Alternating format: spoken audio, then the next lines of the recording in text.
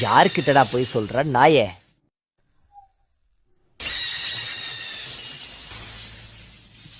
சிடோரியா?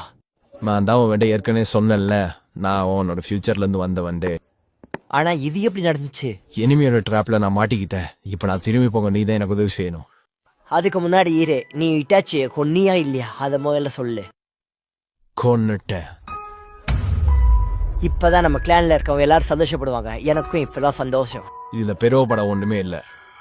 நானும் ஒரு காலத்துல பழி வாங்கணும்னு உத்தரவிச்சுட்டு இருந்தவன் தான். ஆனா அதுவே என்ன கடைசியில தலைமையில சேர்த்துருச்சு.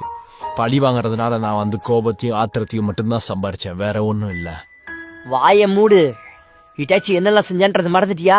அவன் நம்ம கிளானையும் அழிச்சிருக்கா. அவன் செஞ்சது எப்படி என்னால மறக்க முடியும்? உனக்கு ஒரு நாள் புரியும். என்னோட கிளானுக்கு என்னாச்சு? அதுக்கப்புறம் எனக்கு ஏதாச்சும் குழந்தைங்க இருக்காங்களா?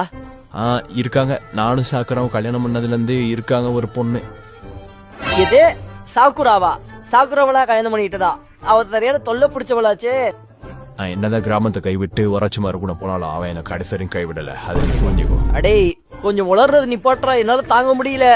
சரி அப்ப அக்காட்சிக்கு என்னாச்சு அதை சொல்லு. ஒரு நிமிஷம், நான் ஃபியூச்சர்ல என்னோட கையை இழந்துருவேனா என்ன? நாருட்டோ கெட்டவல்ல என்ன போகக்கூடாதுன்னு சொல்லிட்டு ஸ்டாப் பண்ண. அப்பதான் என்னோட கையை இழந்தேன். நான் எல்லாத்தையும் மறக்கணும். எனக்கு திருப்பி எதுவும் ஞாபகம் வரக்கூடாது.